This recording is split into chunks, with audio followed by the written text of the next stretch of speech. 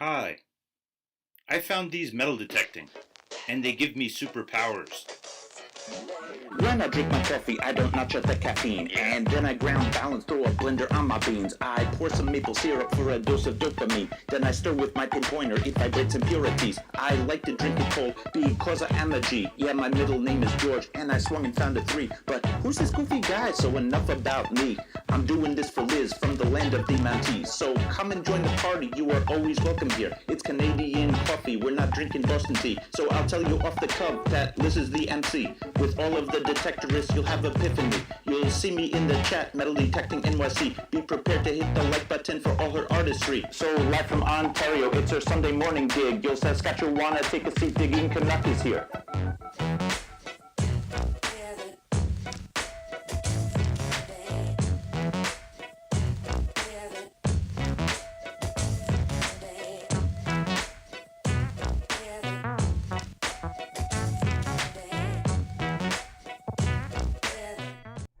Hello and welcome to the stream. This is Coffee with Liz. I, of course, am Liz. No coffee for you yet, but I'm sure it will be delivered soon. Every Sunday morning, we have a casual conversation with a YouTube personality. And if this is something that interests you, please consider subscribing to the channel for more live streams, videos, and just plain old shenanigans. Oh my goodness. Yeah. If you watch the show, if you watched, oh, my coffee's being delivered. Oh my goodness. All right. Here we go. Good morning, good afternoon, good evening to everyone wherever you are. Cheers. And I just want to say that, Christmas is almost upon us, and 𝗥𝗔𝗗𝗓𝗪𝗥 mugs, there are 3 versions available in the Teespring store, and they would make a great, great gift for a metal detectorist or just any cool people. So right on, right on. Cheers to everyone. Hot, hot, hot, hot, hot, hot, hot. Very hot, very hot. Oh my goodness, very hot. Now, if you watched the Thursday show, Off the Cuff show, you will have noticed this. Yeah, major germ warfare still going on here. I really thought that, oh my goodness, what is that? What is this? Oh my gosh. I really thought this would have been gone by now, but we can put people on the moon. We can land on an asteroid, take rocks, but we cannot cure a cold sore. So, oh my goodness. Yeah, I'm sorry. It is what it is. And yeah. Oh my goodness. If this is the very first time that you have joined me on a stream, thank you so very much for that. As before, I hope that after this 1 hour or so stream, I will have earned your subscription and you will subscribe to the channel and hit the notification bell and tell YouTube that you want to be advised whenever I go live or upload a video. So right on, right on. Great show today. We have Stef from Stef Digs. Yeah. Great. I've been wanting to have her on the show for quite some time now. We had to reschedule because of some conflicts, but she is here today and we will be speaking to her momentarily. As with all the Coffee with Liz interviews or chats, if you have a question for Stef, put an @𝗥𝗔𝗗𝗓𝗪𝗢 to get my attention, and I will definitely ask her the question. Stef is also going to be having the chat on her side as well, so she will also be able to read the questions. Before we get things started, let me find it here. Let me just find it here. Super Chat Squad is back for the month of November. You have a chance at scooping up a 1 ounce Canadian maple leaf. Here's the details, and I will be right back.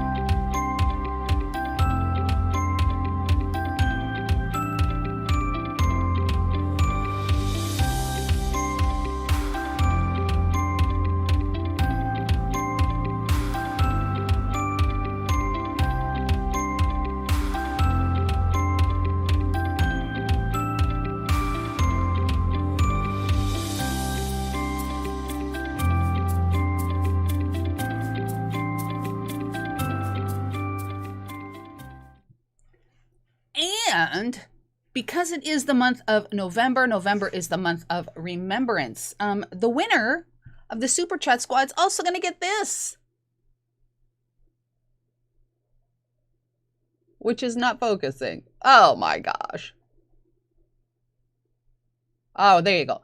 This is an Armistice $2 toonie coin. This is a beautiful, beautiful colorized coin in honor of Remembrance Day, in honor of the 100-year signing of the Armistice. So the Super Chat Squad winner will also get that. And oh my goodness, we're going to have to do a little dance. Right on, right on. Well, let's hope Bender is up and at him, because we have a little to do. So right on, right on. I'll just wait for Bender, and then, wow, there's some, oh, jeez. My goodness. Maybe I should stand back so that you don't get like full frontal like thing there. Yeah. Did Bender dance already? I think I'm going to have to do the dance in the song. My goodness. All right. Okay. All right. Well, I'm going to have to do the dance for Bender. All right, here goes.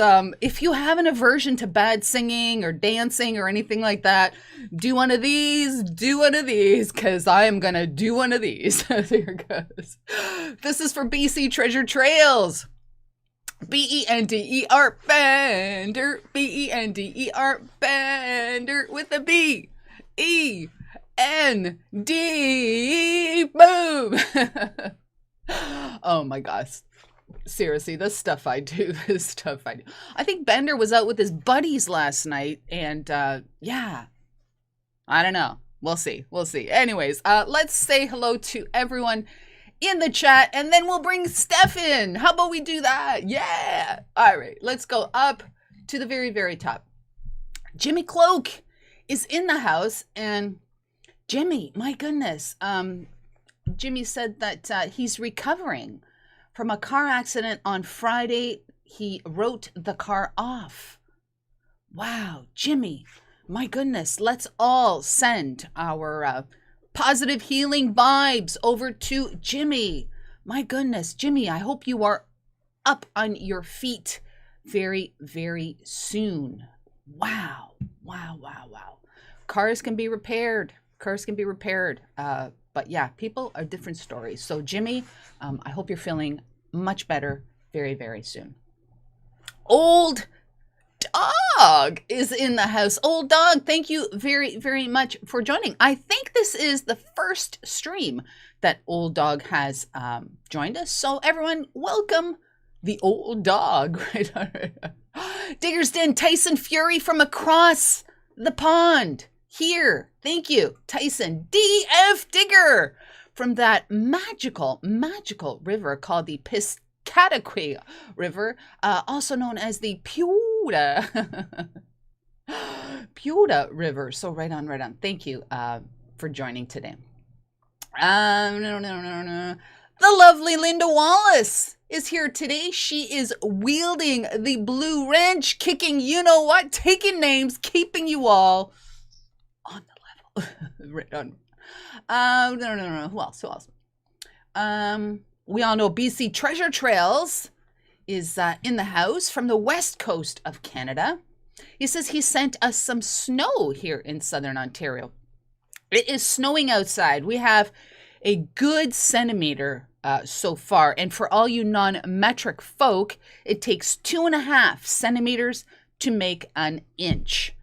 So we've got, for sure, we have a centimeter here, and they're expecting more. So yeah, I don't know. We'll see. Stef, as in Stef Digs, is in the chat. She's talking to all of you. She's also watching the chat. Like I said, if you have questions, put at Digging Canuck after I bring her in. Dig Mart, Metal Detecting UK. The United Kingdom is well represented this morning. Treasure Talk. They have a They have a great stream over on Facebook. And for those of you like myself who are no longer on Facebook, they also stream the simulcast on YouTube and Facebook. So if you're not on Facebook, you can also check them out, which is a good thing, Let's see, who else? Going down the list. David Carlisle is here with us. Thank you very much, David Carlisle. Oh my gosh, under California. Thank you very much for that. Oh my goodness. Thank you for joining us. I really appreciate that. Right on.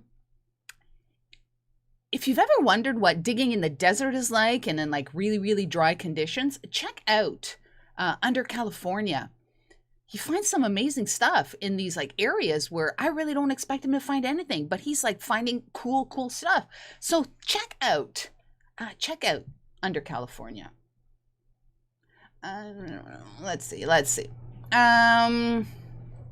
Nancy Bodwell. Nancy, thank you very much for joining us today. I really appreciate that. Let's see. Continue down the list. My goodness. 508 Magnets in the house. Thank you, 508 Magnets. Outdoorsy Gallo, Chrissy. Right on. Chrissy's probably like hoping for cold weather, hoping for snow because she's an ice fisher person. And as soon as that lake freezes, she'll be out of there posting videos. So Chrissy, you're probably loving the weather today. Rusty Digger, also here today. Thank you for that. Wow, my screen just went crazy. My goodness. Wow. Let's see. I don't know what happened, but the screen flashed, so I'm probably going to miss a bunch of you. I apologize for that. Thin Blue Diggers in the house says he did not get a notification. Thin Blue Diggers, you might not be subscribed to my channel anymore. There's a lot of that going around. A lot of people are saying, Mark Thomas is here as well. A lot of people are saying that they are no longer subscribed to their favorite channels. They have to resubscribe. So as I said on Thursday, always a good idea to go down your list of channels that you are subscribed to or think you're still subscribed to. Have a look at it. And if your favorite channels or you're missing some videos, then please resubscribe those channels because YouTube is doing whatever they want these days. Oh my gosh, Charlie, Riser's Treasure Hunting Emporium in the house. Goalie WB, Jeff also in the house. Oh my goodness, great. If I have missed any of you, that's entirely possible. Put an @Digging Canucks, say hello, and I will say hello, good morning to you. So right on. Oh, I got too close there. Sorry. Oh my goodness. All right, I'm gonna have another one of these, and then I'm gonna bring our guest in. All right, yeah, okay.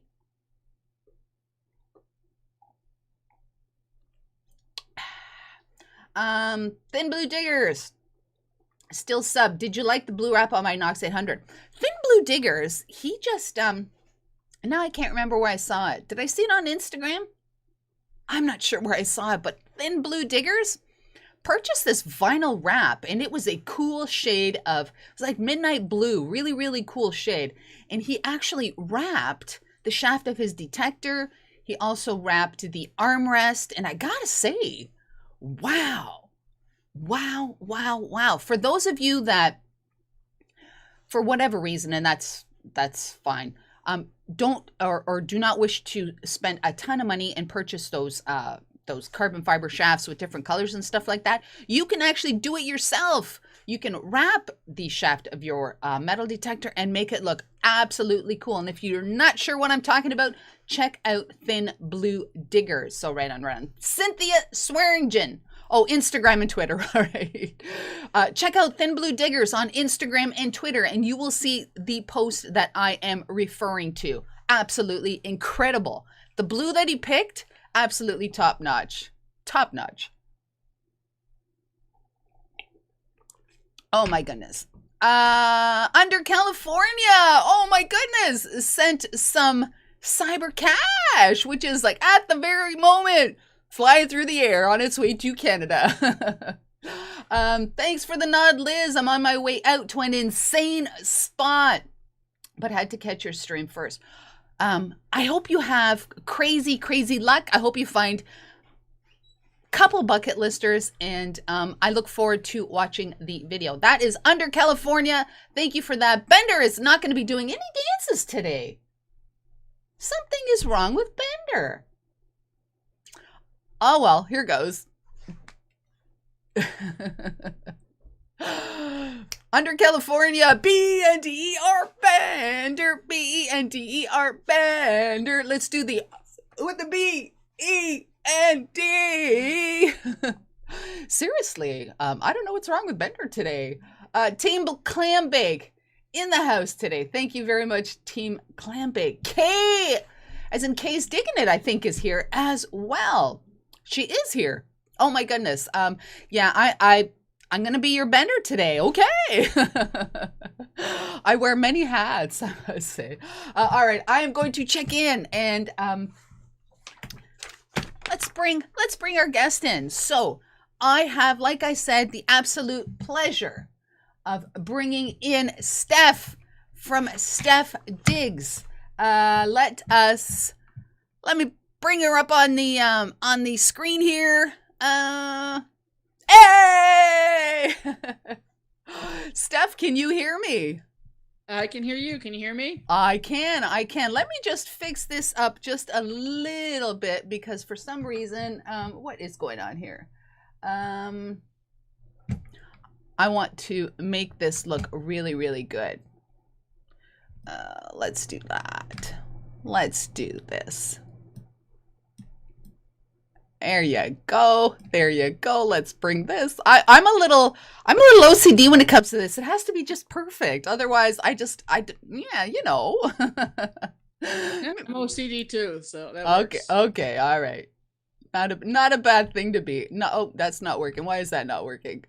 There you go. Oh my goodness. I promise I'll get this right. There you go. Let's move her over a little bit. Yeah, there you go. All right. Let's get rid of, why is that here? All right, hang on here. Hang on. Full screen. How about we do, hey, well, maybe not. There you go, Stef, as in Stef Digs, welcome to the stream. Welcome to the stream. Thank you. Glad to be here. Wonderful. Now, I understand that you have a little bit of Canadian DNA running through your veins. Yes, we discussed this last night during the test, which went remarkably well because normally I have some kind of aversion to electronics, which in that case, it's amazing that I actually find anything because I have for whatever reason to break electronics just by touching them. It's a really actually weird phenomenon. I'm not kidding. I used to break like CD players and stuff just by touching them, and laptops would fry on me months by doing nothing wrong. But anyway, yeah, so last night when we actually got this working very quickly, we were discussing my heritage, and my father is French-Canadian. His parents were born in Canada. He grew up in Maine. His first language is French. And so that comes with some weird pronunciations of things, for sure. And then on my mom's side, we actually descend from the original Cajuns, that were, well, ousted to North America, well, Louisiana to be specific, in the 1600s, I think it was. I'm being bad right now because I can't remember exactly, but yes, I'm very, very Canadian. So, and I just haven't been up north yet, which is really, really sad. So I need to do that. All right. Someone in the chat just said, "Can you turn Stef's volume up a little bit?" I did. I turned her up on this end. So, Chrissy, let me know periodically if it's okay or not. So right on. Straight Up Metal Detecting has joined us. Who else? A bunch of other people have joined us. And I appreciate each and every one of you dropping by today. So right on. Stef, for those of you who perhaps, and I don't know how this is possible, haven't heard of you, it's quite obvious from watching your videos that you have a major passion for early American history and that sort of thing. Tell us a little bit about that. Like, just tell us about yourself and what it is that you do, just in a nutshell, and then we'll just expand on everything as we go along. In a nutshell is tough for me, but try. Everybody knows. No, shut up. So I started digging between 3 and 4 years ago, and I really fell in love with the hobby first by I actually tripped across Aquachigger's channel really late one night, watched him dig that insane silver cache out of a river. Oh yeah. And then I just kept watching video after video after video. And I, grew to like other channels, but it took me, for whatever reason, like 4 or 5 years to actually say, all right, I'm going to buy a machine. I don't know what I was thinking. I really should have done that a lot earlier. But in any case, my first find is what gave me the bug. And it was the 4th of July, 2017, which, as most people here know, that's our Independence Day from Britain. And I found this really early shoe buckle frame, and I didn't know exactly what it was until I was on the drive home. I was with Nicola. We were out digging, and I'm in the car looking up buckles. I said, holy crap, this thing is 300 years old. That's amazing. And the rest is just because I've gone out at least a couple times a week ever since then. So, and eventually started the YouTube channel about 1.5 years ago. So that's been a fun venture for sure. Now, were you a history buff from a very early age, or did you have some influence as far as like the historic aspect of it, or? I was the kid in the back row of history class that fell asleep all the time because it was like the last period of the day. But whenever it was a hands-on experience, like we went to I remember when I was in elementary school, we went to an early 1700s house that's now a living museum. So they have people acting out stuff in there, and that was so cool. I loved that. I go to Old Sturbridge Village maybe once every few years or something. That's also a living museum in Massachusetts. And that's the kind of stuff that really kind of made me actually want to be like an archaeologist or something like that. And life got in the way, and I became a musician and all this stuff instead. So that's a that's a wormhole. Let's not even go there. But yeah, it's like it kind of, I really wish that every history teacher would actually have some detectorists come in and show their finds, because unless I could touch it, it really wasn't clicking in my brain. We remember all these different dates and events. Yes. But yes. Unless you can touch it, it didn't mean a lot to me. But once I could, I became a history buff, and I learned so much about all of my digs. Once I get home, if it's something that I've not found before, I research it to death. And so I've become kind of a sponge of knowledge, to the point where like people think I might be a little autistic, probably, which they wouldn't be too off. And, like I'm like Rain Man when it comes to identifying stuff, because I'm passionate about the research. That's one of my favorite parts. So, yeah. Right on. Now, when you started detecting, what was your first detector? Because it hasn't been that long since you first picked up metal detecting. Which one did you start with? The very first one I had was the Ace 250, which, nothing against Garrett, but I didn't like that one too much because there's no VDI on there. And, I was watching channels and they're talking about, oh, this rang up this number, this rang up that number. So the first real detector I had was the Ace 400, and that's what I found that shoe buckle with. And then I've just gone up from there, went to my AT Max, which I still use at times, then my Equinox, which is my go-to, and a simplex, and a partridge, and a pear tree. It's actually, you know what though? All things considered, that's actually a modest number of detectors. Yeah, I think it is. Yeah, I think it is. That's 5 that's not completely unreasonable. Yeah. Very acceptable. I've seen people with they're all lined up, and it's like, holy, how do you decide? I know. It's like, we all have our go-to, and it's like, well, what is everything else? Just the backup? Exactly. Yes, exactly. So, but yeah. So you tried the simplex. What do you think about that? How does that compare to the Equinox? 'Cause I see tons of videos, Equinox versus simplex and all this stuff. Yeah. Well, I'll say right away that's not a fair comparison, but it is a really hot question right now because it's so it's such a capable machine with so many bells and whistles, and actually really excellent target separation. Really good recovery speed for, when you get it with the headphones. It's $339. It's half the cost of an Equinox. So if people aren't quite ready to jump in Yeah.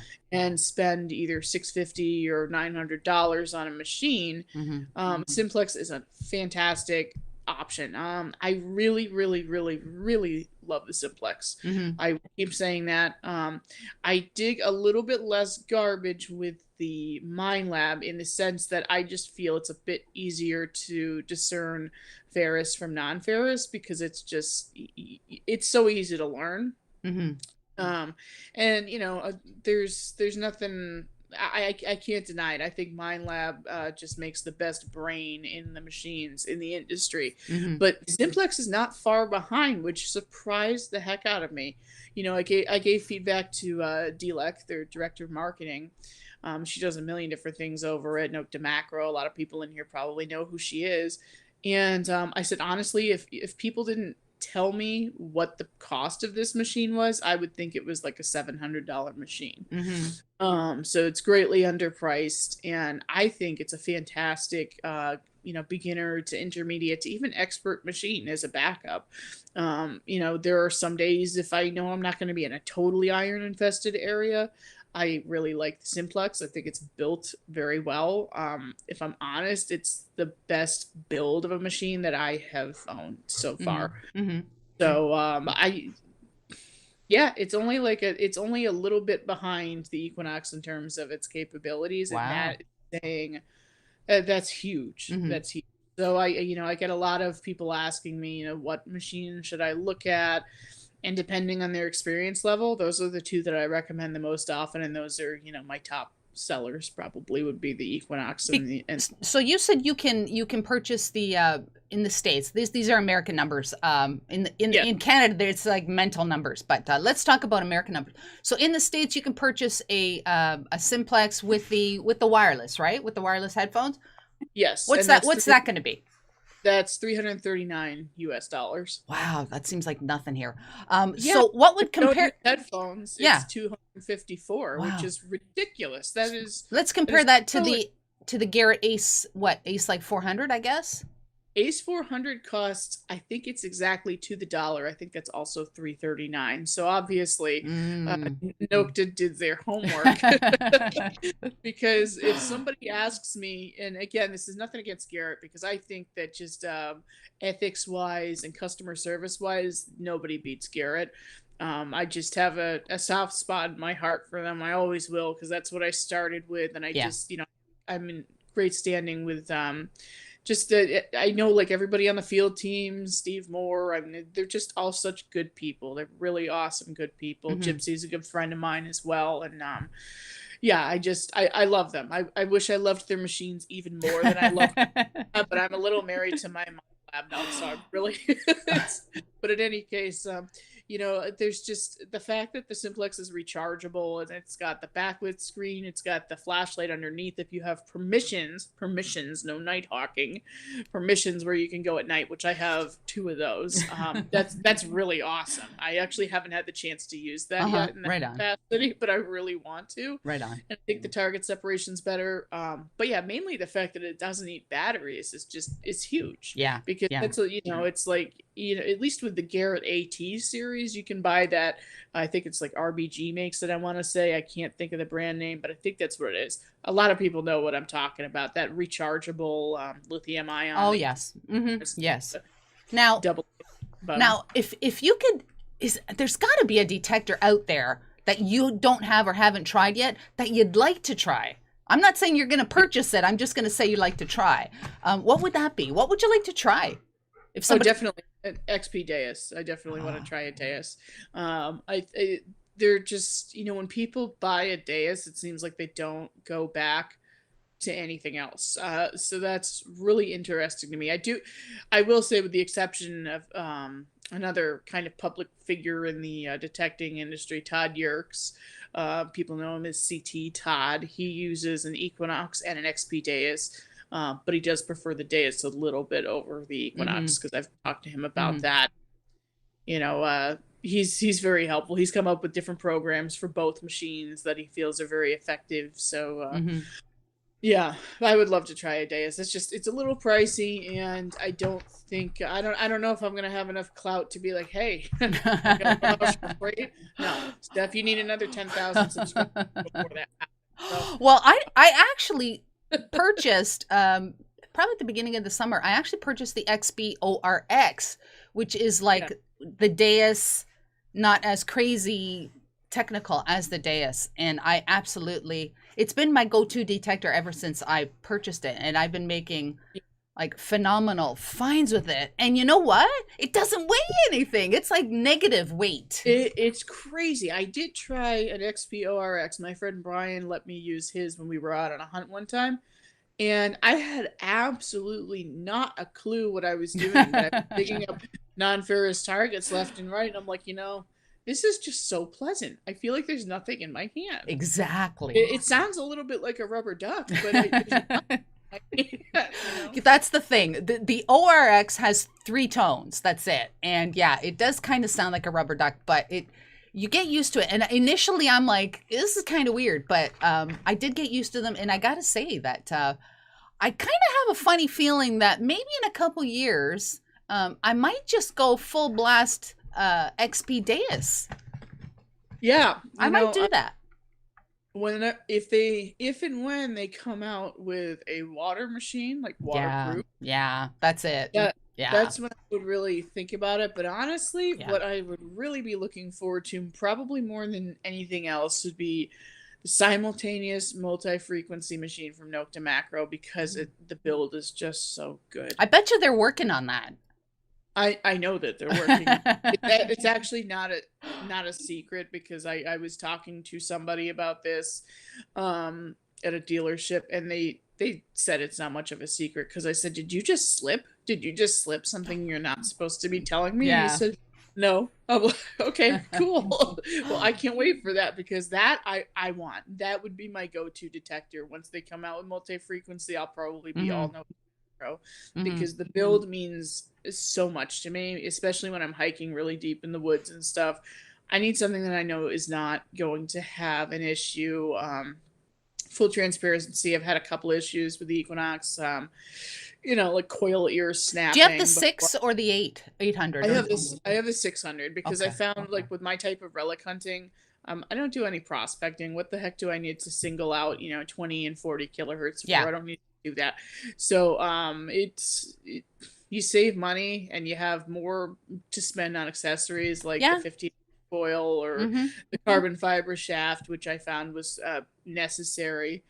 People Frankenstein those machines together. It's kind of like I have an interest in carbon fiber shaft, but it's not telescopic. So now I want to have like one of those detect edge shafts, and just 6-inch coil, and there's just so much I want. Exactly. Now, Steph, you create. I thought that your channel was a lot older than it is, but you actually created your channel of all the dates that you could create a channel, and I think this was very appropriate to you, was July 4th. Yeah, there's a great story behind that too, and half the people in the chat may have already heard this, but I don't know.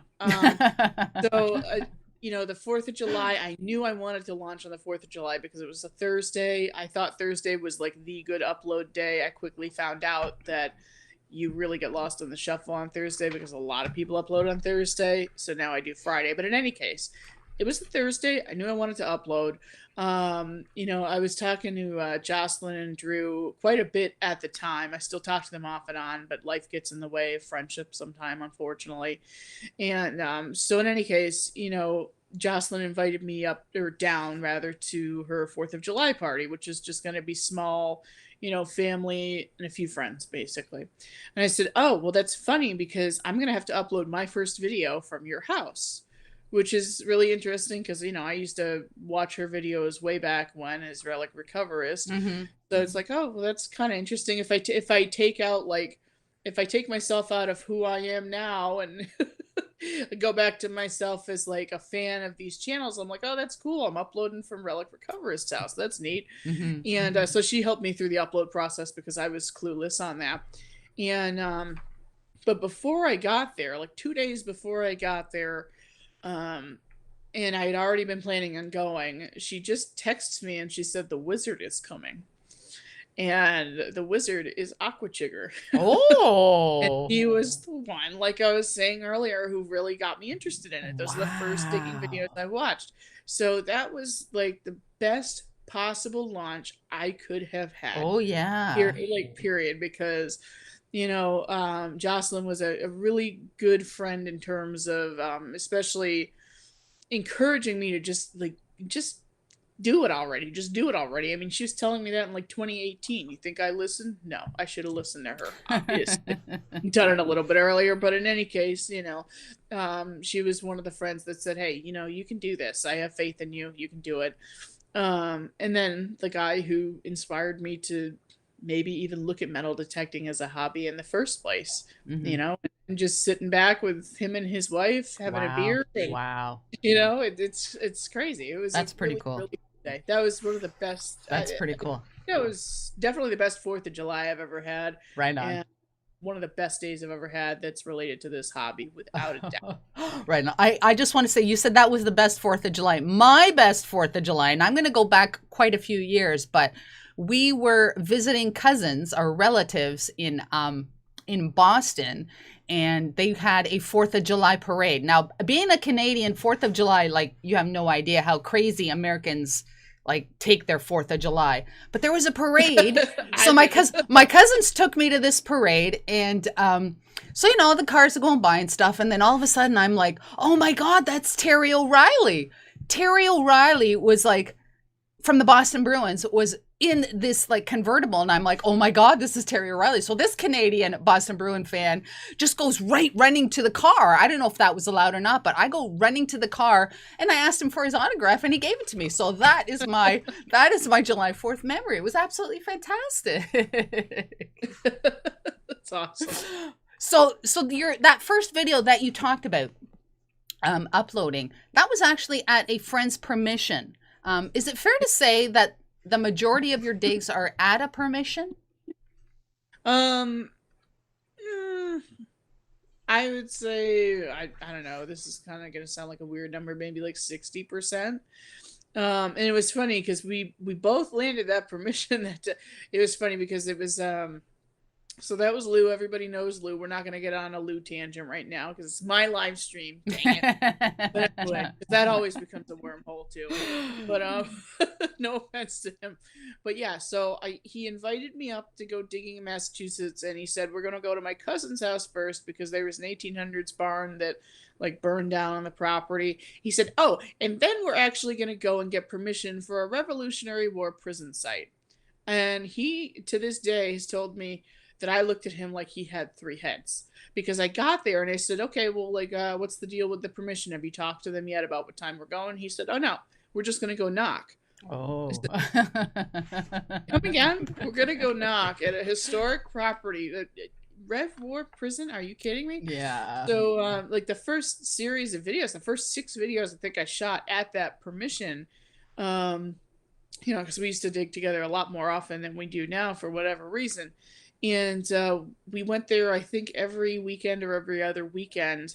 And 6 videos were made. A ton of stuff was found there. And this is actually the prison site where Johnny Burgoyne's army was held captive after their loss at Saratoga, which was a huge point in the Revolutionary War. So Lou found a 9th Regiment British button, and a lot of those have been found in upstate New York. So there you go. That's very interesting, and obviously has some provenance to it. I found my favorite find from that site was a British Marines neck stock buckle with the leather still intact, which is just amazing.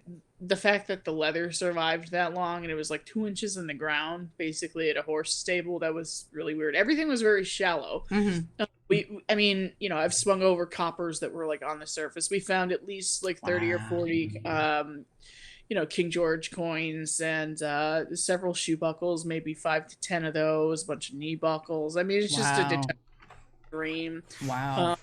Yeah. So we had a bunch of us there, all different machines. And it was just, yeah, I got so spoiled in 2019 that, you know, that site, it spoiled us all though, because I think that's the best site that any of us have ever dug. In terms of my permissions, I have one private permission that is a few minutes from my house, and that has been my best permission with, oh my God, I found maybe 6 scalpers out there. Wow. Couple of shoe buckles, a George Washington button, a few skeleton keys, a bunch of dandy buttons that weren't GWs, that were face down in the ground. And now, how do you secure? Like, do you rely on? Because I mean, I would imagine that after a while, just people knowing that you're Stef from Stef Digs, that would open a door. But initially, did you rely on maybe word of mouth, or did you actually go knocking on those doors to get your permission? I still knock on doors. There have been a few times people, you know, will invite me out to their permissions via email. They'll shoot me an email because I always put my email in the beginning of every video if they need help with products or whatever. And I've had people invite me out to their permissions, and I get a lot of messages about that too. But I hate to be a leech because I don't have that many permissions that I like give back. So as long as people understand that, you know, like I can't really, you know, I have like 3 in town that I go to, and not all of them are cool with having guests. Yeah. So it's like, it's a tough situation, but it, you know, like I can bring them to sites in the woods, you know, but in any case, I'm not at the point of like, say, Brad Martin from Green Mountain Metal Detecting is a great example, because he gets invited by landowners all the time. So he actually doesn't look for permissions anymore. They come to him. Okay. Boy, that would be a terrible thing to have happen to you, wouldn't it? Just awful. Wow. So that's really awesome. But yeah, I've had some permissions come to me from subscribers, and which is, yeah, that's very flattering. That's pretty cool. But yeah, I still put in the work. I do the door knocking, and some of them work out and some of them really don't. That's true. It really depends. What about research? Does research play a big part in your digging? Like, what can you give us any tips? Like, I'm not talking trade secrets, but maybe any tips or any trade secret. I know we all know the trade secret that people would shriek at me for right now. Even though it's running rampant in the courts, right? Ridiculous. But anyway, you know, my town, I usually like to stay in my town for 2 reasons. One, it was incorporated in 1708, and I found a lot of 1600s relics here, which is about as old as you can expect for New England. You know, in the United States in general, that's about as old as it gets. And number 2, it's also a great door knocking tactic, because the way I open the conversation with my big grin is, you know, I go up to the door, mask in hand, because I have been knocking when we had flattened the COVID curve a little bit back in July. I took that opportunity to door knock. I risked it. I said, worst case, I'll get yelled at, but I'll always have the mask in my hand, and everyone was actually okay with it out here in the country. So. But in any case, you know, the first thing I say is, hey, you know, I'm Stef. I live on such and such a road. I'm your neighbor. You start it that way, you're establishing trust. It's just psychological, because if I give them what street I live on, I have already established trust, because then it convinces them to, you know, allow me to dig there, because I've given them some personal information about me, and they might let me be personal enough with them to dig plugs in their lawn. So you know, that's worked out well. I don't get many no's. I get a lot of people who aren't home, but I don't get many, you know, get the heck off my property. In fact, that's never happened. One guy, when Luke came down here once, door knock with me was kind of a jerk about it and said, no, no, no, absolutely not. Like, all right. But that's the only time I've run into someone that wasn't that kind about it. Most people are at least, nice to me, even if it's a no. Yeah. Or I have to ask my husband, I have to ask my wife. We usually know that's code for no. If we've been doing it long enough. But yeah, it's still, a little bit nerve-wracking to go up to people's door and just say, hey, I really like your lawn. I want to dig it up. Just have to find a way to say that. Yeah. Which for me is, hey, I'm your neighbor. How's it going? Yeah. I have a really geeky hobby, and it involves old homes, and your home is absolutely beautiful. Every time I drive by it, I just salivate, compliment the heck out of their home, because usually that's actually the case. Like, I'm just like, oh, I really want to dig there. I forgot about this. This was part of the reason I like to dig in my town. Our historical society has an incredible database that you can go into, and you can actually search for homes that are built between certain dates, which is really interesting. Unfortunately, a lot of other detectorists have found the same thing. Yeah. So if I knock on a door that's 1800 or earlier than 1800 rather, they usually say, yeah, someone's been here before, because there are a lot of detectorists in this area. But the sweet spot is actually, like, maybe if it's 1820 to 1850, a lot of detectorists overlook those. And my best permission in town, one of the best places I've ever dug, second only to that Rev 4 prison I was talking about, is 1830. But there was clearly an older home on that property. I mean, I found 1600s coins there, so that's like, and buttons, 1600s blowhole buttons and stuff too. So, I mean, the plethora of stuff I have found there, and what a gold mine it's been, and the fact that it was virgin because someone didn't want to knock on an 1800s property. Exactly. So that's kind of been my trick. Now, do you, being where you are, which is none of our business, do you detect all year long? Are you able to? Yeah. Like, are you detecting in February? February is kind of pushing it, because usually that's when it freezes, especially because, with our cellar holes, unless it's really overgrown typically, and there's trees right up on the lip of the cellar. The lip of the cellar is going to be frozen at some point. And we did have, I remember, I think it was winter of 2018, we had a really bad cold snap. It was like negative degrees every other day. And for us, that's that's very cold. Anyway, so the ground will usually freeze, I would say, 4 to 6 weeks out of the year at most.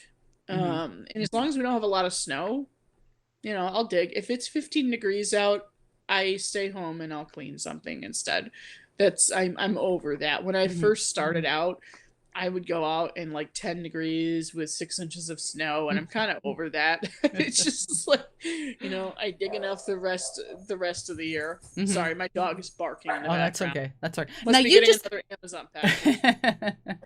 Now, you said that you use that time to clean relics and stuff, which actually perfectly leads into the next section. We're going to talk about, I'm hoping to ask you about relic cleaning and restoration and that sort of thing. Do you have a system? Like, are you one of those, I kind of like to clean it a little bit, but let's leave it the historic value in it? Or then there's like the other side, which I don't think is you, where they clean the heck out of their relics so that they can see every little like nook and cranny. What do you prefer? I'm actually more on the latter side of that with coins, like coppers. I really want to be able to see, like, Lady Liberty's nose hair. I want to see everything on that coin. In fact, yesterday I dug a large cent. It's very crusty, and I have been working on it off and on. So tell us what are you doing? How do you clean a crusty copper? What is Stef's method of cleaning a rusty copper? Well, that's it's a case-by-case basis. Every single coin is case-by-case basis. And I think we've all kind of learned that over time. It's not, there are far more ways than one to skin a cat, obviously. Sometimes if it's just just has a little dirt on it, needs a little help, maybe I'll throw it in some room temperature hydrogen peroxide, or just put that on a Q-tip and work it that way, so I'm not totally submerging it without any control over it, because that will reveal the pitting. If you feel that there's no pitting in a copper, that's a great way to clean them, but you will lose the patina. So if you're really into that green verdigris that's stuck on there, then that's an option for you. I also will employ the Andres pencils if it's something that, you know, it's already like wiped clean of the verdigris. There's really no actual patina. It's just junk that's on there. That's going to rinse off anyway. I'll use the steel wool brush pencil. And actually with the coin that I got yesterday, it's so crusty. I'm even using the harder like graphite pencils, which I almost do. I almost never use those, but in this case, I think it's actually going to work out well. Yeah, so those are my two main methods, but it takes a lot of experience. I mean, I cleaned up a really nice draped bust large scent recently, and I even went with the fiberglass pencil that you dip in hydrogen peroxide, another Andres pencil. It's separate from the 4 pencil set. But I highly recommend it because I was actually really able to get a lot of detail using that. But so I did that plus the brush pencil, the steel wool, plus some hydrogen peroxide. Normally I would never combine all of those methods because it's a great way to completely ruin a coin. But you know, I could tell how much meat was on the bone. I can tell now, you know, if something's actually been protected by how much crud was on versus if that's just actually the coin or if it's crap. So you really just have to, you know, take a breather, let it dry. That's my number one rule for people, especially starting out. Let the thing dry completely. That means let it dry overnight. I know you want to clean it now, but let it dry overnight until you really know what you're doing. And then just take a minute and think. Think before you dunk it in peroxide. Think before you just go to the most abrasive method, which would be the pencils. I think they're a little too abrasive for my taste in most situations. So less is more, but I'm not the type that will just say, you know what, let me get the dirt off of the high points and leave some dirt in the crevices. If I'm going to clean it, I'm going to clean it all the way. I'm going to clean it all the way or not at all. What about after, like, you've just dug this copper, which is kind of crusty. You have no idea what it is. Do you recommend, like, people start scraping it or rubbing it on their pants, trying to find a date, or should you just leave it alone till you get home, let it dry, maybe the day after, like you said? I always rub it on my jeans because the moment I'm at that, like, whatever you rub on your jeans, that's what's going to come off anyway, eventually. So I will do that immediately. I'll do like a figure 8 on my jeans or whatever, try to get as much dirt off as I can. And that's what I did yesterday. So I identified it. It was a matron head large scent. So I could tell that, which was good. And I could see there were decent details underneath there. Underneath the crud anyway. So that's why I'm working on it kind of as a project. It'll probably take me all day, more time than it's worth. But, you know, I like my coins to look pretty. So coins, people disagree with me, but I do really enjoy cleaning the coppers a lot.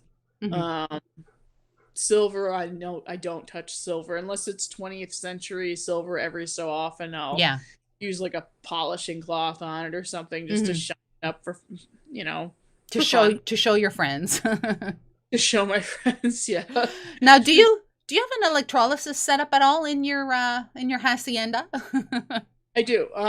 We have an in-law apartment, which is actually my relic room, and I have an electrolysis tank up there, a big 5-gallon bucket with some carbon pipes and copper wire and stuff. And I think I used like 6 or 9 volts. I can't remember exactly what that battery is, but I don't have a lot that I throw in electrolysis because I guess this is an Equinox plug here. I don't dig a lot of iron with the Equinox, unless it's a really slamming target, and I know it. You know, we still all dig pork chops. We all dig those the ox shoes and stuff. But I did dig up a really nice padlock actually with a simplex, and that I need to throw in electrolysis. I did find also a flint striker, which is not a very common find. I found that with the Simplex as well, because like I was saying earlier, Simplex likes iron a little bit more than the Mind Lab does. Mm-hmm. So that came out nice in electrolysis, but I don't usually have a lot to throw in the tank, which is, I guess, good. Now, after you've cleaned a relic to your liking and your specifications, is there anything I've seen some people use some waxes or actually put it in boiling waxes and stuff like that. Do you do anything to your relics after cleaning to kind of preserve them for like ever? Yeah, I'll usually use some Renaissance wax, but you don't need it on a lot of things, which for example, like my dandy buttons and stuff, because I've dug a lot of dandy buttons, especially this year. I probably dug like 10 of them or something. It looks a lot nicer, but you really don't actually need to use Renaissance wax on, I can't even talk. Renaissance wax on brass. You don't actually need to do that. Brass is such a strong alloy. You don't need to do it. Same thing with Tomback buttons. That's a brass alloy. You don't need to do it. But it'll make it look nicer. It'll make the tone look a little bit more even, especially on brass. But I'll do it on coppers occasionally. But again, with that, if I have cleaned it, and I'm cleaning it like the one I'm working on right now, I have already, I've gotten it down to the bare copper. There's really nothing to protect. If it had some patina left on there, like true patina, not just verdigris, but actual patina, then yeah, I'd wax that off. So that's another case by case basis for sure. Now, leave alone. Yeah. Now, how do you store your relics? Like, do you display them, or you just put them away somewhere, or do you catalog your relics? Like, are you that hardcore that you're cataloging your relics? I wish I could say that I was hardcore enough, but the way I catalog and why I post on Facebook so much is my catalog. Because even if I ever deactivated my account, I could always reactivate it. It'll be there forever, and I can see when I dug relics. And it's also, depending on who I was with or even the time of year, I can tell pretty much where I dug something. So, okay. And then in terms of display, like I have like those Riker display cases. Yeah. And I'll usually pad the back of them inside behind the cotton. I'll put a bunch of paper towels, then put some red felt on the top of the cotton. And so that way, whatever relic I have is really pressed up against the glass, and I can put them on easels and stuff like that. So I have, a Native American kettle points, a belt. I'm just looking around the room right now. A belt plates, my Spanish real spill. Like I put all of that stuff in their own individual cases. And then for coins, if I have like really nice copper coins, I will put them on those little display easels. They're about an inch tall, and they are so cool. I absolutely love those. So any coin that I feel is really display worthy, I'll usually put in an easel, because I like to play with my stuff. I don't like to just put it in a drawer or necessarily put it behind glass unless it's a really special find that I probably shouldn't touch. Like my kettle point, that'd be a great thing that I could snap in half. No, that needs to stay safe. So yeah, but for coins that I just feel like playing with every so often, the easels are awesome. I love those. Right on. So. Now, we actually met in person at Pound the Ground. Now I gotta say, it was because you came up to me. Well, when I went there, I was like, that's my first event. And I was like, there's so-and-so and so-and-so. But I got to say thank you very much, because you actually came up to me and I'm like, oh my God, Stef is like coming up to me. It was an absolute pleasure. Pleasure meeting you. Now I know that we briefly, like very, very briefly spoke. And I wish that I had, it would have been a little bit longer, but it is what it is. Now my question is, are you a fan of seated hunts or events? Events, yeah. Seated hunts, I couldn't care less what I did at a seated hunt. It's fun. And I understand it. Some people say they just straight up don't understand seated digs or anything like that. I get them. I mean, you want to hear high conductors under your coil because it feels good. Gives you that kick of dopamine that we really need, But I just go for the people. I mean, I was saying this on Relics Radio the other night. I dug like 10 or 15 holes at Pound the Ground. I was there to chat with people. And I went up to Hoarder on Saturday after the dig, because he was someone I was really looking forward to meeting. We were looking forward to meeting each other, actually. And if you haven't met him, well, I know you have now, but he's like 7 feet tall. You don't know- Yeah. not 7 feet. He's got to be. He's like a 6 big guy. He's huge. I'm Yeah. like, whoa, normally you look bigger on TV, but it's the other way around. with you. Yeah. So, Yeah. he's like a mountain man. But anyway, I was talking to him for a while, and I had only dug a wrench or something, and then he pulled out like a big rusty tool. He's like, oh, this is all I dug all day. I'm just here to talk to people. Because also, I had people, because I'm fairly recognizable, because, I'm big and tall and I've got the spiky hair. Like, you can see me from a couple 100 feet away. So I had people yelling across the field, hey, Stef, and no clue, who they were from where I was. Yeah. But they knew who I was. So I couldn't get much done anyway, because it seems weird, because I don't have like a huge YouTube channel. I mean, it's grown well for a year and a half. I think I'm up to 2,300 subscribers or so.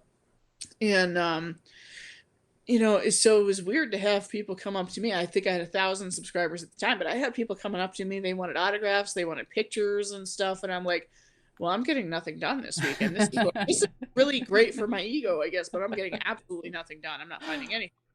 And that was fine, though, because we had so much fun, Yeah. Like Friday night after the meet and greet, Jocelyn, Drew, Doug, Lou, myself, my partner, Nick, we all went out. I think, Joe DeMarco went out with us too. And we all had, quite a few rounds of, the next day was a tougher dig than it needed to be, for a few of us anyway, not all of us, but a few of us, myself included. And, it was just, it was a blast, that we were there to just geek out and major. it's just a total, it's like Comic-Con, but for detectorists. Oh, yeah. I think it's better than Comic-Con. I think it's better than Comic-Con. Absolutely. I've actually always wanted to go to a Comic-Con. I've never got one, but it was just so much fun to meet people from all over the country that you would never otherwise meet. I finally met the Hoover Boys, which was fun. In fact, at one point towards the end of the day on Saturday, I was in a field way on one of the last fields, like you had to drive to, and it was at the very bottom of the map. And lo and behold, I see the Hoover Boys are coming. I mean, I'd hung out with them the night before at the meet and greet, but I see Bill coming up and into the field where I was, and we ended up just standing there and chatting for like an hour. It's so cool to just finally meet people that have inspired you to dig, and people that you've been talking to for a while online, maybe you haven't ever met in person, and like it's an opportunity that you don't normally get. Exactly. So exactly. I can't wait for 2021. I don't know if the spring one, depending what COVID does, I'm probably not going to go to the North Carolina one, but definitely upstate New York next year. I want to do it all over again. I don't care if I find anything. It's just gonna it's just a big nerd party. That's what I was calling all weekend. It's a nerd. Right on. Yep. Now, you've actually dug with the Stealth Diggers. I have, yeah. Yeah, it was. I believe I saw a video. It's possible that you've dug many times with the Stealth Diggers. I don't know. Seems like you have a little friendship going there with Charlie and the Diggers. Well, I do, because I run their Find of the Week contest on Facebook. That's been I've been the admin of that for 3 years now, which is crazy. That just kind of flew by, and I enjoy it because I get to make somebody's day every week. So that's fun.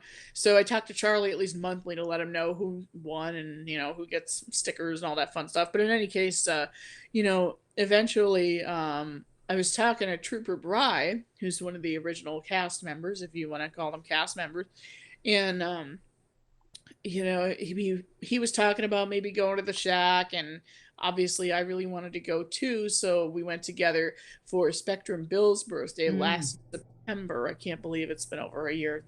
It feels like yesterday and forever ago, all at the same time.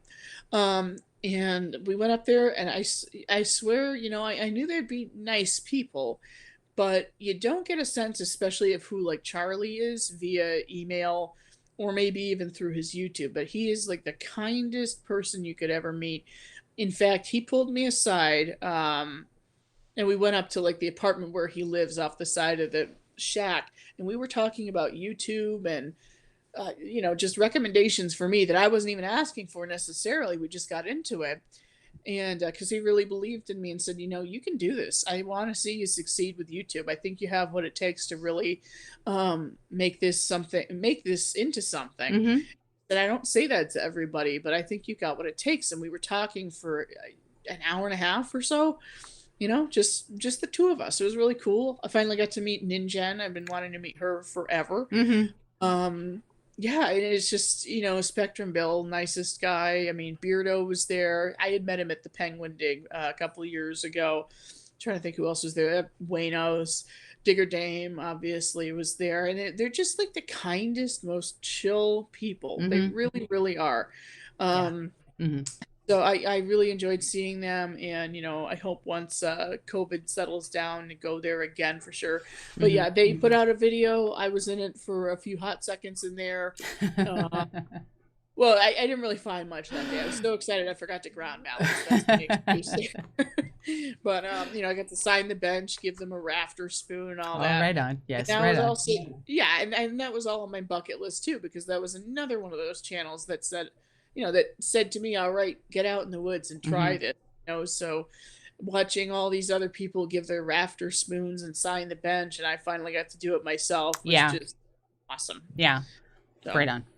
Now we're kind of heading towards the end of the show, but before that, I kind of have some like bang bang bang questions for you, if you don't mind answering them. Sure. Do you dig bottles? Do you have an interest in digging bottles? Not really, unless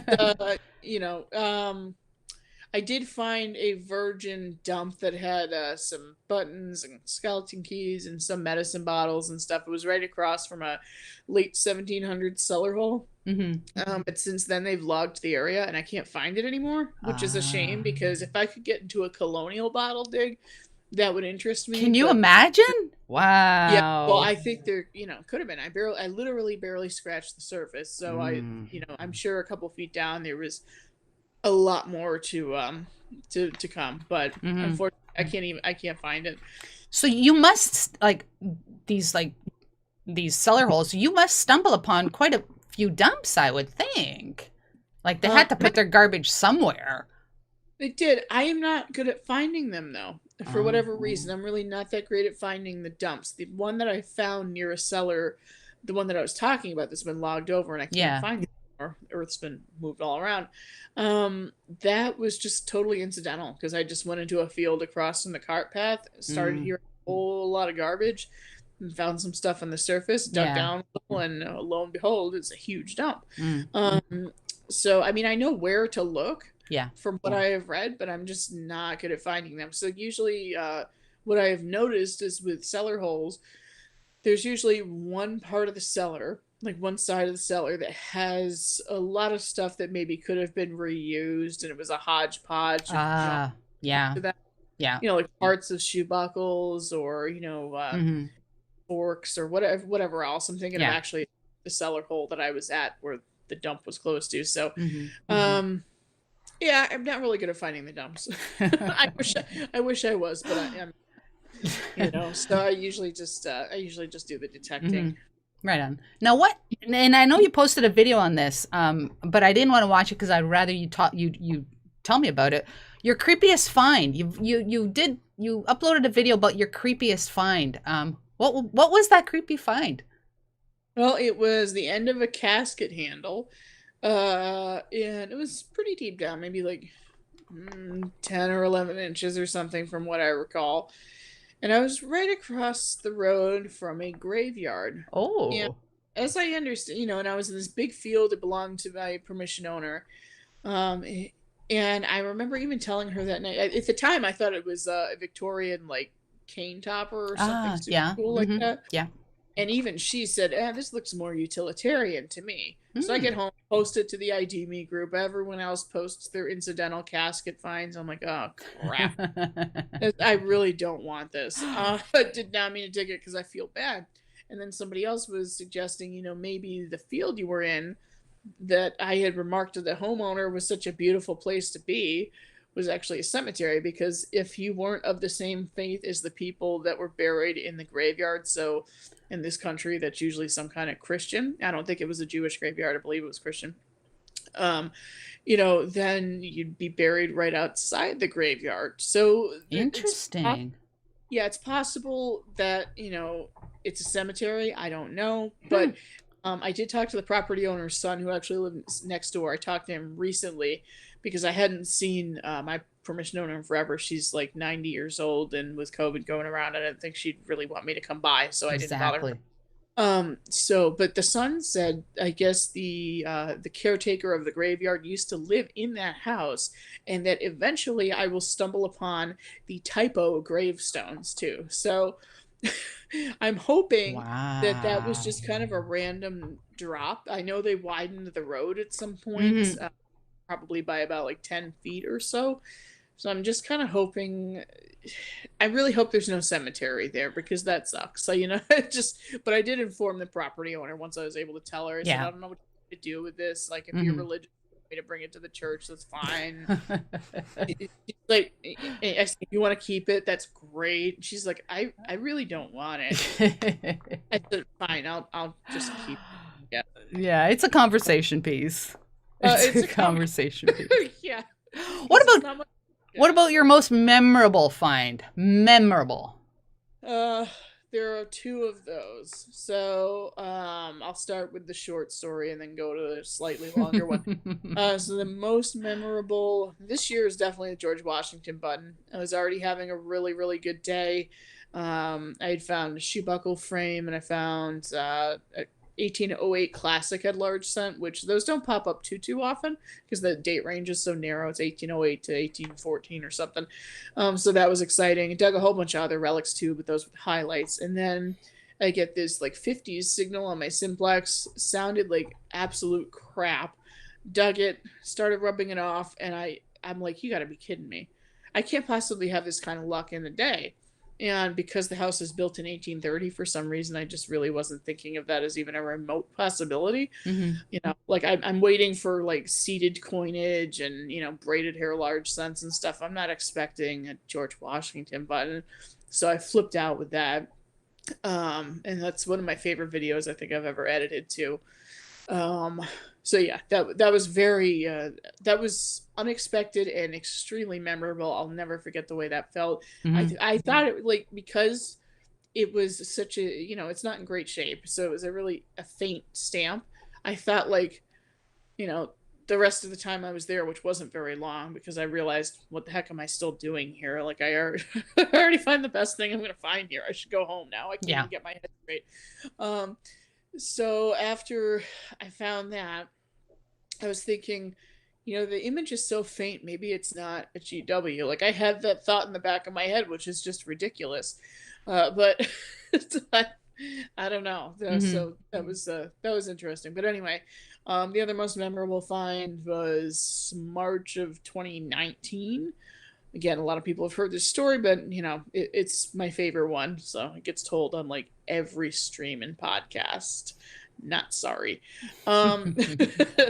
So I found a nice, beautiful 𝗂𝗏 when it was like the first really nice thawed weekend in March 2019, and got a 29 signal, like 10 inches down. I said, oh my God, let this be something, because I hadn't found anything all day, just bullet casings and shotgun shells, and I'd been out there for 7 hours, so I was getting really discouraged. And I pulled that out of the ground. I was just weeping. I took a video of it, posted it to Facebook, and I just blew up the internet with my 𝗂𝗏 because I was so excited about him. But I had a nagging feeling that I hadn't reswung the hole, so I went back 10 days later and got a 22 signal, which was a half real. Swung it again, got another 22 signal. It's another half real. So that's, and what's weird is that there's no coppers there.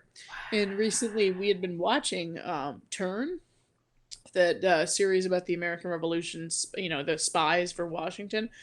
And there was one point in the show where somebody buried just a tiny little cache of silver. And I'm like, You have to wonder if that was Wow. actually buried or if it was a spill, because why wouldn't there be coppers mixed in with that? It's very odd, because I've seen other people pull spills, and unless it was a cache, That's pretty cool. yeah, people usually find coppers with it. So Wow. and I went back another couple days later. I dug a trench, like a 5 foot by 3 foot trench, to make sure there wasn't an escudo or something there for me Okay. too. You know? So I've thoroughly checked the area, and every so often I still go back there. You and I never just- know, right? just- I mean, You never know, but the atmospheric not bad. conditions, the ground conditions, you Yeah. never know. Something might just. yeah, I mean, usually the Knox is not going to miss silver. It can be 14 inches in the ground. It's not going to miss it. That's why I really like that machine. But sometimes I just go there just to be. So, I'm just- Steph, are you going to be like pushing your wheelchair with a little, like 50 years from now, pushing your wheelchair going over that spot? Going, there might be something here. Well, given the technology, it will probably be leaps and bounds over what it is even now. You better believe it. I'm gonna go there with like a freaking GPR unit and drag it behind me. That's gonna go. That's gonna be dragging behind my That's wheelchair, funny. my moto scooter, and I'll find it. I'll find it. But I Oh my think I'm goodness. pretty confident that I got the whole spill. That's funny. Oh my goodness. So is there anything on your bucket list? I mean, that GW, I can't imagine there's something on your bucket list, but is there something that you're like hoping to find one day? Yeah, there are a few things. Everyone's, got a never-ending bucket list. I would love to find a Continental Army button. Those USA lead buttons. Mm. The American Revolution. I would love to find one. Any kind of gold coin, obviously, that has to be on your list. Or what are you doing? Any kind of tree coinage, 1652 tree coinage. Just that's really, I consider it this way. Like, I've dug one of the Holy Grails. We have a Holy Grail relic in America, and then we have a Holy Grail coin, and everybody knows what those are. That would be the George Washington button, Mhm. check, and then it would be any kind of tree coinage, which Now that's a tough I'm one. gonna have to Google that because I have absolutely no idea. I've never heard of a tree coin before. I'm gonna Google No- that. Oh yeah, these are so cool because it was kind of our way at giving the finger to King Charles. when they said, like, hey, when Great Britain said, we don't really want you making your own coins anymore, because we started doing it, and they said, you're not going to do that because we own you, basically. Oh. We just kept making them anyway, and we just used the same Ah. planteds of 1652. So if somebody, a British person saw them in circulation, they could say, oh no, we stopped that at 1652. We're not doing anything wrong. But what's cool is, from what I've heard, and I haven't researched this thoroughly yet, but I believe people could take their silver valuables and have them melted down into these coins. So you never really know exactly what relics made up those coins. There's just so much history behind it. They're really hard to find, and certain varieties are worth a tremendous amount of money. Oh, right on. So that's, that would be hard for me to sell, though. It'd be really hard for me to sell. Yeah. But I already have a plan. I'm like, all right, I'm going to have my friend with a 3D printer make me a 3D copy, and make it look like silver. And then I will sell the original. If it's worth a lot, it would have to be worth a tremendous amount of money. It's good to know that if you ever, like, in hard times or like in a really, really bad way, that you could actually, sell something. I think it's always nice to have something like that in the background in case, hits the proverbial fan. So Yeah. listen, what is next? What is next for Steph? What is next for your channel? Where do you hope to go? Where do you see yourself? That kind of stuff. What's next for Steph? What's next? I'm not exactly sure. I mean, in the immediate future, winter's coming up, so it's going to be harder to get out there, but definitely more woods digging for sure, because that's about what I'm going to be able to do, since that stays thawed for longer than fields or anything like that. Mm-hmm. In terms of long term, I would love to travel more. Unfortunately, freaking COVID is making that difficult. But I'd hoped to go to a lot of rallies this year, and that didn't pan out. So hopefully 2021 is kind of a renewed way for me to attend rallies that are further out. Obviously, I would love to continue to grow the YouTube channel. As you were saying earlier, it's interesting that some people, think that they're subscribed to a channel and they're not anymore for whatever reason. Yeah. Yeah, the growth has been a little bit on the slower side recently. I mean, there was a time where I was getting, like 150 subscribers a month, and now it's like 40 or 50. But I had a slow period this time last year too. I don't know if you noticed that with certain seasons it's slower. I'm finding it slow right now, to be honest. This month has not been a good month. That's what I'm finding out is the last couple of months have been slower. So I'm hoping that kicks up again. Listen, hang on. Okay, talking about that, everyone out there watching this, and if you're watching the repeat, same thing, or the replay, same thing. If you're not already subscribed to Stef's channel, definitely check her out. Hit the subscribe, hit the notification, because you want to know whenever she uploads a new video. And in the same thing is that I know there's a lot of people in the chat here that are watching this that are Stef's pals. So Stef's pals, I'm talking to you. Check out my channel. I'm a very friendly Canadian, and yeah, you might like what you see. So definitely check out my channel. Check out Stef's channel. Check all our channels. Yeah, I thought it was I was kind of laughing when you were talking about people who think they're just subscribed and they're not. Organically, not a YouTube algorithm, but I was like, I thought I was subscribed to Liz, so I had to subscribe this morning. Like, I was subscribed to Liz, but whatever. So I'm subscribed now. Well, thank you, Stef. Thank you. And it's tough when I say we, I mean all of us. We're subscribed to a lot of channels, and it's extremely easy. It is very easy to kind of, like months may go by, you don't see you don't watch a Stef you haven't seen a new Stef video or something like that, but you don't think of it at the time because you're just very busy with life. But yeah, and I keep reminding people, check the people that you think you're supposed to, check your subscribes, not the people that are subscribed to, but the people that you're subscribed to. Check out your list, because I guarantee you there's people missing on that list. So resubscribe. Definitely. Yeah, I try to keep my sub list to like under 100 channels, because otherwise it's just totally, it's tough. Like I want to support all of my friends too, especially the ones that are like just starting out. My new friend Shane Roya, some of you may have seen him posting a lot in the Hoover Boys recently. I think he's going to be a really good up and comer.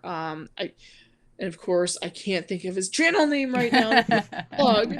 But in any case, I mean, that'll start floating around though, because he has been getting on some amazing stuff. The first day he dug coppers, he dug 9 of them. Wow. What? And he's just hitting all of these incredible sites. The other day he sent me a photo of a flowing hair large scent, which is really rare. Wow. And I told him, I said, have you taken a step back to realize how unusual this is?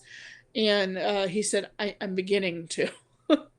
Said, well, and he's a beginner. He's only been doing it for a year. Wow. So wow.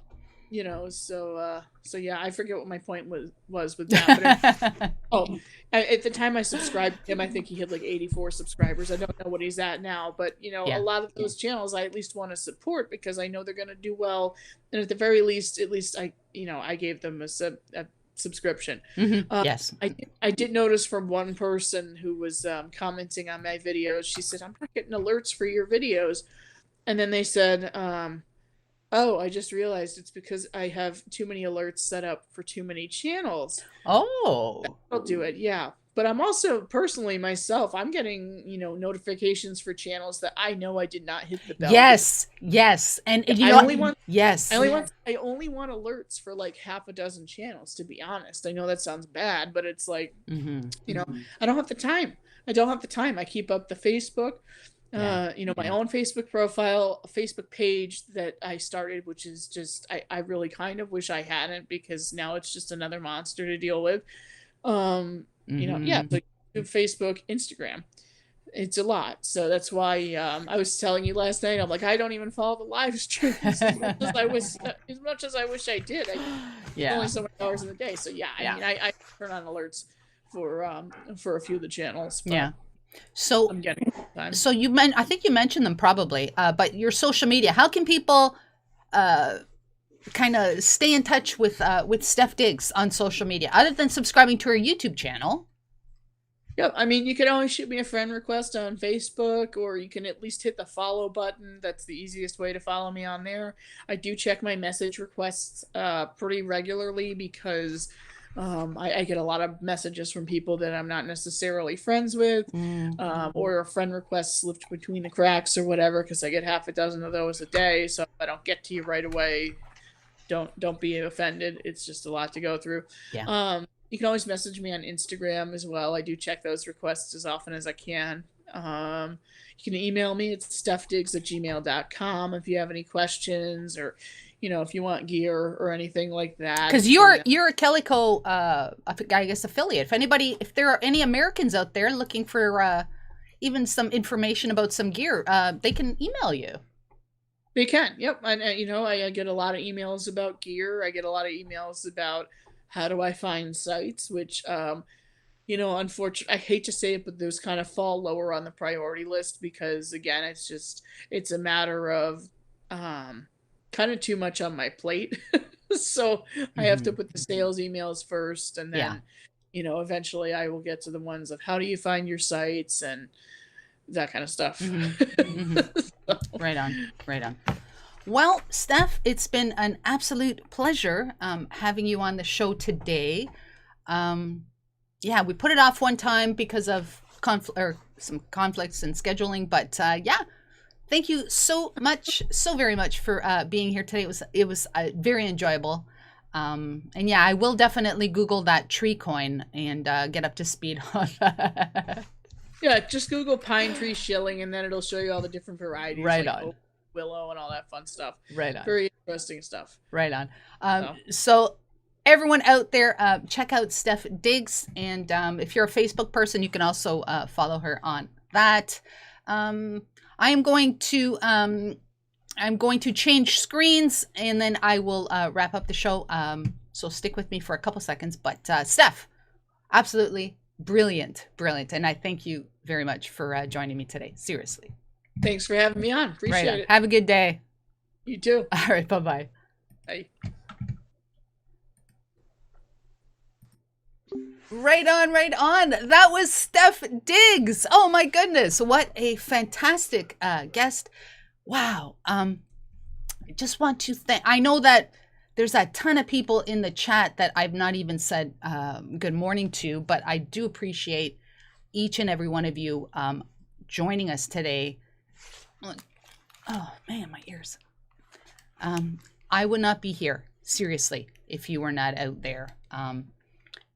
Next Sunday's guest, I will be chatting with the one and only Darnell. Hello World Williams. Darnell is going to be my next guest on the show. And if you have an idea for a show guest, maybe you have some pull with a YouTuber who you think I should be interviewing, send me an email, diggingcanuck@gmail.com, and I will try to make it happen. Other than that, hang on here. Other than that, I just want to say that Christmas is coming up. We all need to be like super duper vigilant. We need to wear our masks. I was out yesterday doing some early Christmas shopping because I figure if they are going to lock us down again, there is no possible way that online shopping, that your stuff will be delivered to you before Christmas. So wear your mask. Please wear your mask. Wash your hands. When I go in a store, I do my hands. When I come out, I do my hands. When I get back to the car, I do my hands. When I get home, I do my hands. It's really all we can do to stop the spread of the virus. And like I said, and you've heard me say this, let's end the virus. Let's eradicate the virus, because I want to dig with each and every one of you. Like Steph was saying, she's hoping next year to get out to these events. I am hoping to get out to these events and dig with all of you.